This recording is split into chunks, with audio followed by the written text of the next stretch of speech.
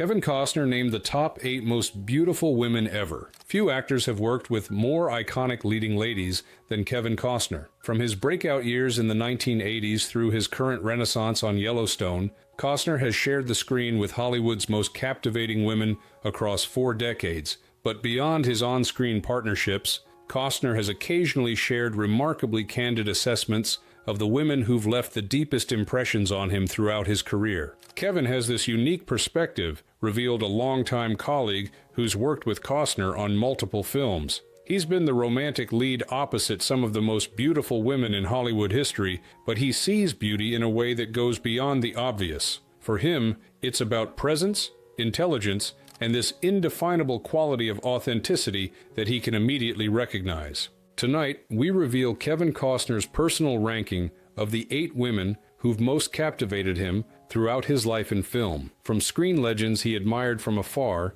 to co-stars who left indelible impressions through direct collaboration. These selections reveal not just Costner's personal aesthetic, but his deeper appreciation for the qualities that transform mere attractiveness into the kind of beauty that truly endures. With my daughter. Wow. And when the moment happened where the wrong envelope was handed to them. Annette Bening, the commanding presence. At number 8 on Costner's list stands Annette Bening, an actress whose blend of classical training and natural presence creates an undeniable magnetism on screen. Though they've never shared lead roles, Costner has spoken repeatedly about his admiration for Bening's unique combination of technical precision and authentic emotion. Elegant, sharp, and impossible to ignore, Costner described her during a 2015 Hollywood Reporter roundtable. What makes Annette special isn't just her obvious talent, but how she transforms ordinary moments into something memorable. She brings this laser focus to every scene that makes everyone around her raise their game. What particularly impresses Costner about Bening is her commanding presence, the ability to center any scene through sheer force of personality rather than theatrical techniques or visual styling. This quality aligns with Costner's own naturalistic approach to performance, creating a professional admiration that has endured throughout their parallel careers. She doesn't just walk into a room,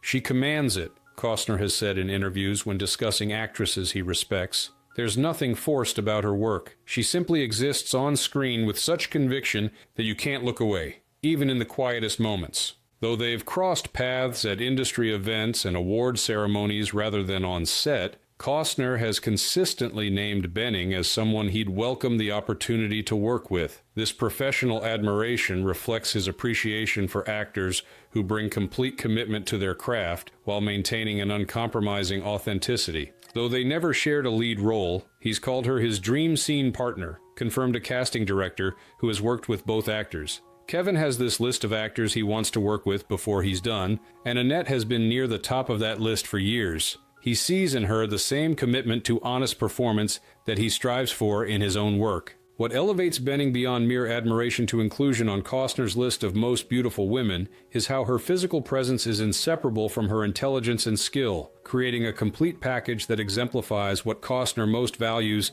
in his female collaborators. A little bit about your character in the film? Yeah, I play Allie Parker. She's the head of the salary cap at the Cleveland Browns, and she happens to be Jennifer Garner, the natural radiance. Costner's appreciation for Jennifer Garner developed through direct collaboration when they co-starred in 2014's Draft Day. This working relationship revealed to Costner qualities in Garner that perfectly aligned with his preference for natural, unaffected beauty combined with professional excellence. They starred together in Draft Day, and Costner was openly charmed, recalled the film's director Ivan Reitman. There was this immediate professional chemistry between them that made their scenes together particularly easy to shoot. Kevin would come off set talking about how refreshing it was to work with someone so prepared, yet so naturally present in each moment. What particularly impressed Costner about Garner was her ability to maintain complete authenticity regardless of the scene's demands, bringing the same grounded quality to emotional moments, comedic exchanges, and the film's more technical dialogue about football operations. This consistency spoke to Costner's appreciation for performers who remain true to themselves under the artificial conditions of filmmaking. He praised her as natural, radiant, and calm in the storm, noted a crew member who worked on Draft Day. During a particularly complicated scene with lots of technical dialogue, Kevin turned to the director after a take and said, "That's what it looks like when someone isn't trying to act like they understand. She actually gets it." It was this perfect blend of intelligence and natural presence that really impressed him. Costner's appreciation for Garner extended beyond her professional capabilities to her genuine warmth with the crew and her lack of the typical Hollywood affectations that he's found off-putting in other collaborators. This authenticity resonated with Costner's own unpretentious approach to his career and life. He once said, "Some actresses try to look grounded. She just is," remembered a producer who worked with both stars. Kevin has this radar for detecting anything false or performed in someone's persona. With Jennifer, what struck him was that there was no separation between the person and the public figure. What you saw was genuinely who she was, both on camera and off. This consistency between public and private self represents a quality Costner has increasingly valued as his own career has evolved, moving away from manufactured Hollywood personas toward authentic connections, both on screen and in his personal life. Really? Wow. See, that's what happens when...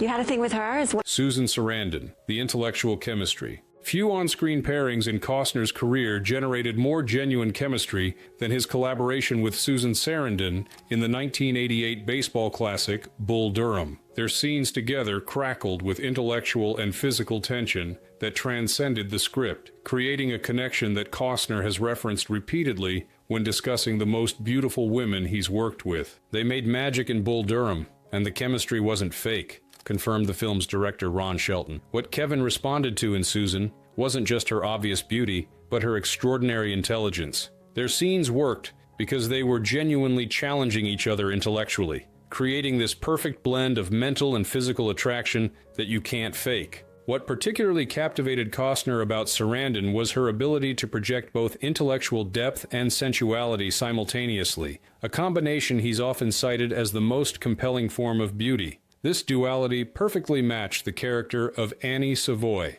the baseball groupie with the soul of a philosopher. Costner called her the smartest, sexiest woman I've ever acted with, recalled a crew member from the production. After filming their first major scene together, Kevin came off set and told me, "Working with her is like having a great tennis partner. Every shot comes back with something unexpected that makes you play better." That intellectual challenge clearly excited him as much as their romantic scenes. The impression Sarandon made on Costner has endured long past their collaboration, with Costner frequently citing her as the benchmark for the kind of engaged, intellectually stimulating partnership he values most with leading ladies. This appreciation has deepened over time as he's gained perspective on what creates genuine on-screen chemistry. He said, "She had the eyes of someone who knew the whole story and let you think you were catching up," shared a writer who interviewed Costner about his most memorable co-stars. Years after Bull Durham, he was still referencing that quality in Susan, how she could communicate complete awareness and mystery simultaneously. For him,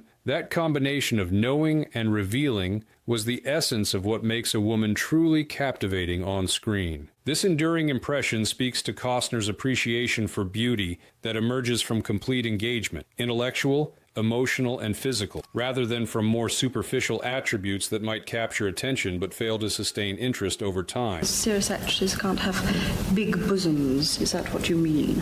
Well, I think that they might sort of detract from the performance. Helen Mirren, the timeless elegance. Though Costner and Helen Mirren never shared significant screen time, his admiration for her represents something different on his list. Respect that borders on reverence for a woman who has redefined how beauty and sensuality can evolve throughout an entire career. Costner's respect for her borders on worship, observed a producer who worked with both actors separately. When Helen's name comes up in conversation with Kevin, there's this immediate shift in his tone, this unusual combination of professional respect and genuine awe that you rarely hear from him about other actors, regardless of their status. What particularly impresses Costner about Mirren is her ability to maintain both dignity and sensuality throughout the decades of her career, never attempting to present herself as younger than she is, yet never surrendering her essential femininity or power. This authentic embracing of each life phase represents for Costner a particularly compelling form of beauty. He said,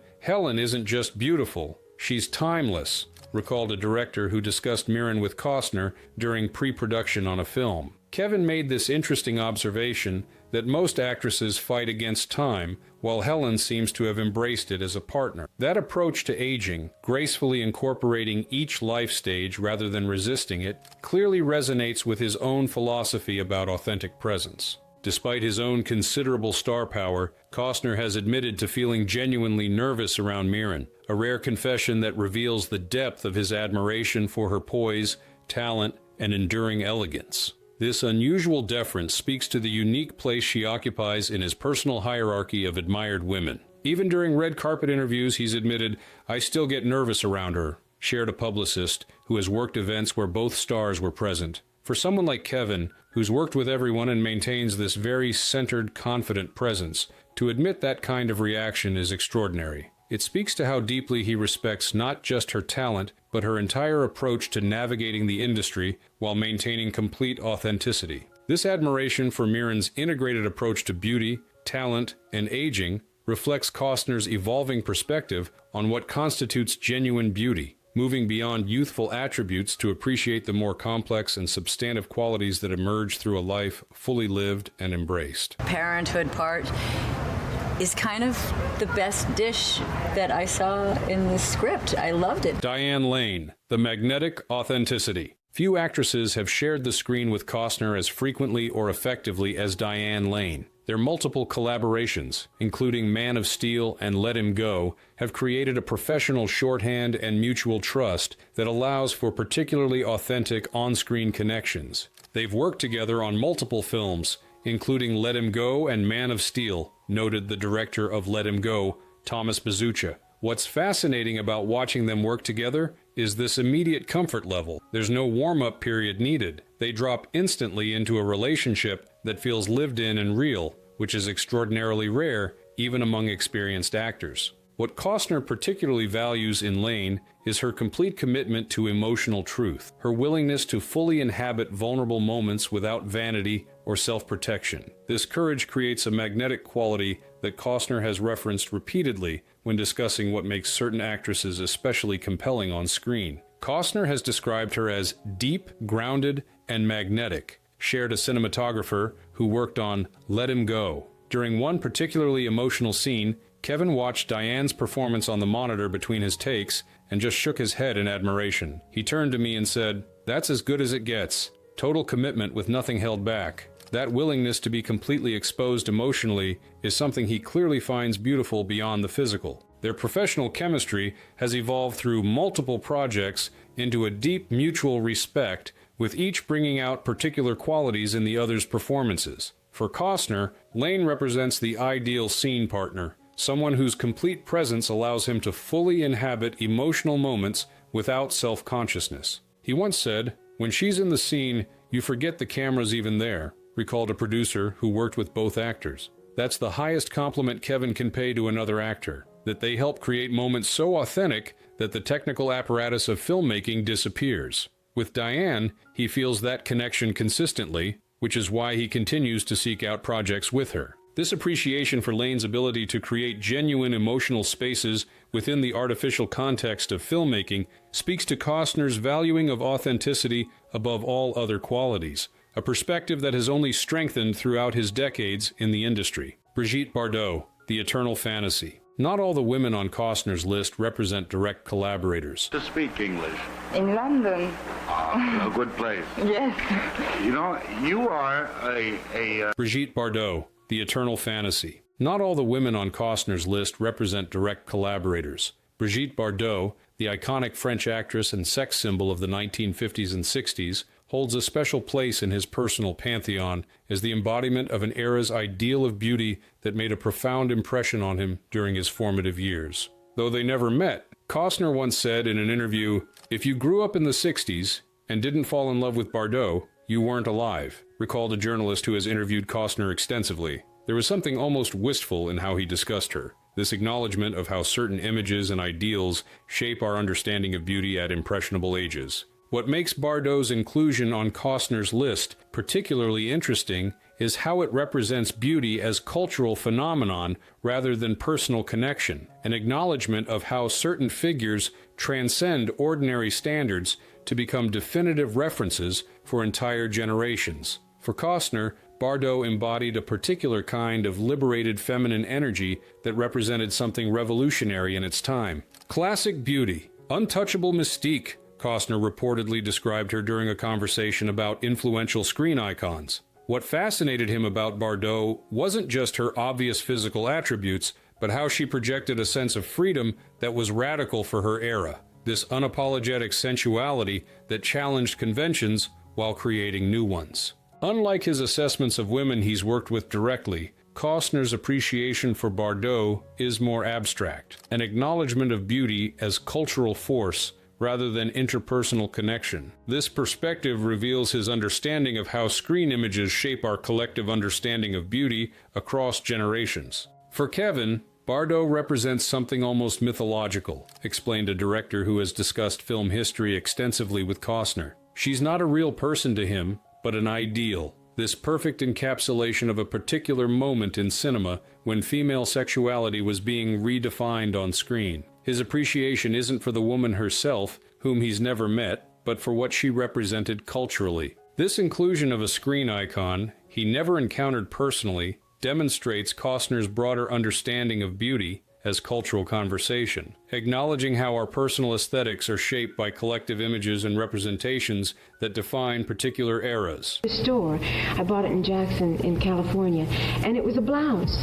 And I said, oh, it's such a beautiful blouse. It's too bad. Raquel Welch, The Power of Presence. Like Bardot, Raquel Welch represents for Costner a defining beauty of an era, a woman whose iconic presence in 1970s cinema created an indelible impression on a generation of young men, including Costner himself. Her inclusion on his list acknowledges the power of certain screen presences to define beauty standards across decades. He once called her the reason every boy wanted to go to the movies in the 1970s, shared a colleague who has discussed film influences with Costner. There was this quality of awe in how he described her impact, this recognition that certain screen presences transcend normal standards to become cultural touchstones that influence how entire generations define beauty. What particularly impressed Costner about Welch was her complete ownership of her image and presence, a confidence that transformed her from merely beautiful to genuinely iconic. This self-possession created a screen presence that commanded attention through sheer force of personality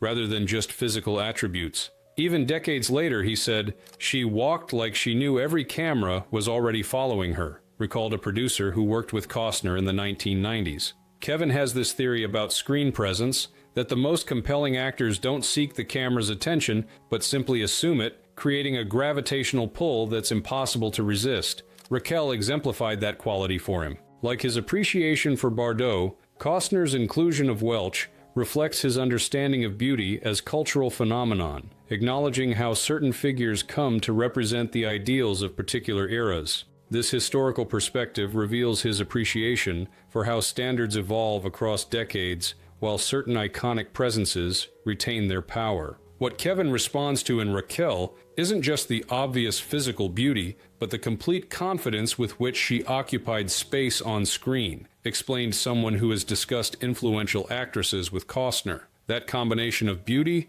and absolute self-possession created something more powerful than either quality alone could have achieved, a presence that defined an era while transcending it. This appreciation for Welch's cultural impact demonstrates Costner's understanding of beauty as ongoing conversation between performers and audience, a dynamic exchange that creates icons whose influence extends far beyond their individual films or era. Yeah, well, let's get this over with, okay? Give me a kiss. Whitney Houston, the soul that touched him most. At the top of Costner's list stands Whitney Houston, a choice that reveals the profound impact of their collaboration on The Bodyguard and the deep personal connection that transcended their professional relationship. Her position as his #1 most beautiful woman ever speaks to beauty that encompasses far more than physical attributes. Costner didn't just admire her beauty, he loved her, stated the producer of The Bodyguard, who witnessed their relationship develop throughout production. What made Whitney special in Kevin's eyes was this remarkable vulnerability beneath her extraordinary talent and beauty. He saw in her something most people missed, this soulfulness and uncertainty behind the confident public persona. Their connection began before cameras ever rolled, when Costner fought to cast Houston, despite studio concerns about her lack of acting experience. This early advocacy revealed his immediate recognition of qualities in Houston that others had overlooked, a depth and authenticity he believed would translate powerfully to screen despite her inexperience as an actress. In The Bodyguard, he fought to cast her when no one else believed in her, confirmed a Warner Brothers executive involved in the production. The studio had significant reservations about building such an expensive film around an unproven actress, but Kevin was absolutely adamant. He kept saying, "There's something in her eyes that you can't teach, a truth that comes through regardless of experience." That conviction never wavered throughout production. What emerged during filming was a relationship that transcended typical co-star dynamics, a protective, nurturing connection in which Costner helped guide Houston through her first major acting role while developing a genuine personal bond that would last until her tragic death in 2012. The beauty Kevin saw in Whitney was multidimensional, explained a crew member from The Bodyguard. It wasn't just her obvious physical beauty or her extraordinary voice, it was this combination of tremendous gift and genuine fragility that brought out something protective in him. He recognized both her extraordinary talent and the vulnerability that came with it. This complex appreciation culminated in Costner's deeply moving eulogy at Houston's funeral, a moment that revealed the enduring impact she had made on him, both professionally and personally. His willingness to speak so openly about their connection in such a public forum demonstrated the unique place she held in his life and career. He eulogized her at her funeral and said, "She was the most beautiful person I ever stood beside, inside and out," recalled someone who attended the service. What was most striking about Kevin's words was how he focused on her humanity rather than her celebrity, on the person he had known rather than the icon the world had seen. That distinction revealed how deeply he had connected with the real Whitney beneath the public image. Houston's position, at the top of Costner's list, speaks to his understanding of beauty as something that emerges from the complete integration of external attributes with internal qualities, the harmonious alignment of gift, presence, vulnerability, and authenticity that creates something more meaningful than conventional beauty alone. She wasn't just a co-star, she was unforgettable, Costner has stated in interviews when reflecting on their collaboration. This ranking reveals something profound about how Kevin understands beauty, observed a director who has worked closely with Costner. For him to place Whitney above legendary screen beauties like Bardot and Welch demonstrates that his definition extends far beyond the visual to encompass the complete human connection, the moments when external beauty is illuminated by internal light. As we examine Costner's selections of the most beautiful women he's encountered throughout his career, patterns emerge that reveal his evolving understanding of beauty itself. From the classic screen goddesses who captivated his youth to the complex, multidimensional women with whom he's collaborated directly, his list reflects a journey from appreciating conventional beauty to valuing the deeper qualities that create truly unforgettable presence.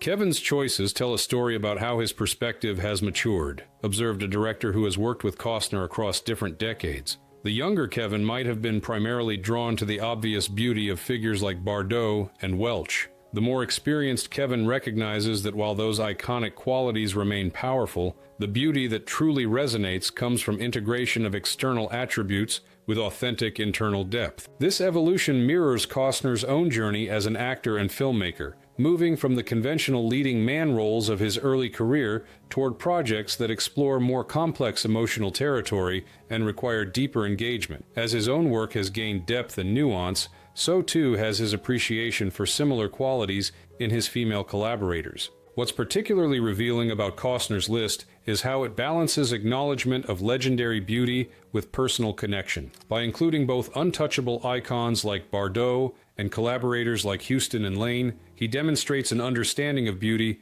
as both cultural phenomenon and interpersonal experience, recognizing how these dimensions interact without being identical. Whitney's position at the top of his list is the key to understanding Kevin's perspective, noted someone who knew both Costner and Houston. By placing their genuine human connection above the more abstract appreciation of screen goddesses, he's making a clear statement about what beauty means to him at its deepest level. It's not just about who makes the strongest visual impression, but about who touches something essential within him as a person. This priority reflects Costner's broader life philosophy as he's moved into the elder statesman phase of his career. Like his shift toward projects with substantive themes and emotional depth, his appreciation of beauty has evolved to value authenticity, vulnerability, and genuine connection above more superficial or conventional attributes. The through line in all his choices is authenticity, concluded a longtime friend who has observed Costner's career and personal evolution. Whether it's the unapologetic sensuality of Bardot,